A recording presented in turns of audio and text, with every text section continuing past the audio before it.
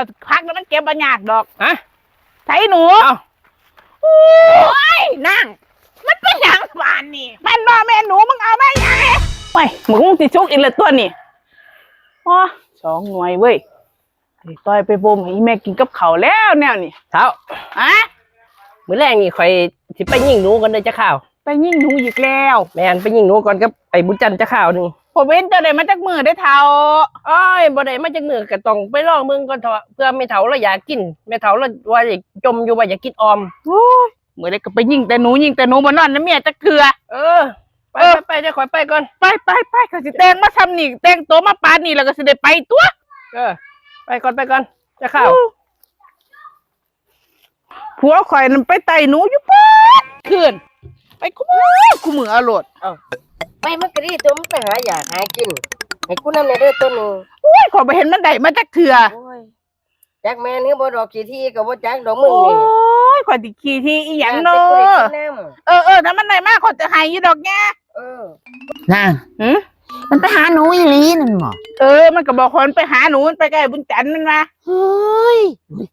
นางกูบ่ได้กินโดนละใด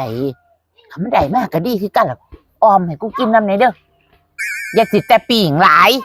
คนเฒ่าให้จำให้แกกินแน่ถ้ามันได้มาก่อนหนูบ่ทันได้อยู่หมู่เจ้าพักกันอยากแล้วขึ้นหาแนวสิกินแล้วเอ้าก็เมนูมันได้มายามใดมึงก็มีตั้งแต่ปิ้งอย่างนี้โอ้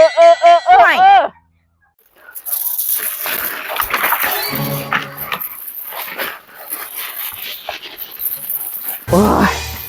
แกงโคโลเลยมื้อนี้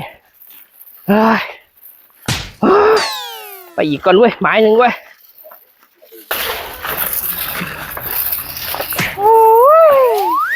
คือมาเฮ็ดขากเฮ็ดแหน่ฉันเอาบาน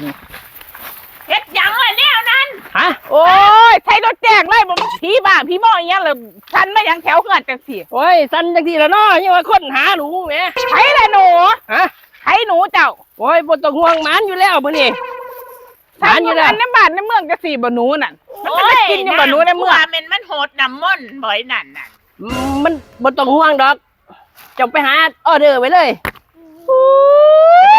ใส่หนูให้คอยไปหาออเดอร์นะใส่หนูเก็บพักทาแล้วบ่เท่าให้มันเห็นโตหนูก่อนถอดพักแล้วมันเก็บบ่ยากดอกใส่หนู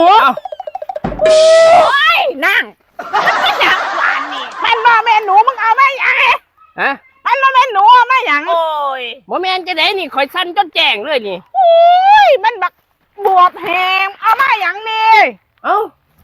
นั่นสิแม่หนูอยู่ไสนี่ไผว่าว่าหนูนี่จะแม่นเบิ่งมึงนี่เมื่อตาเบิ่งมึงไปเฮ็ดอีหยังมาคือตาดำทักตาแหละโอ้ยเอาให้ไม่เท่าออมเลยแล้วเบิ่งตากับจนแหลดจนล่ำมึงเฮ็ดอีหยังก่อเดียวนี่แม่ออมเด้อไม่ใหญ่เด้อออมเด้อออมเลยถามไปคนละเรื่องแนวเลยบาดกูอยากหูสาเหตุมันเป็นหยังนั่นแหละแม่เจ้าอยากออมหนูเอาไปออมเจ้าเอาไปออมกูว่ามันตายจนตามืดตามัวเห็นบักบัวเป็นหนูนี่แม่บักภาคอันนี้จะเป็นจะสร้างคักเด้อนางผัวมึงนี่โอ้ยภาค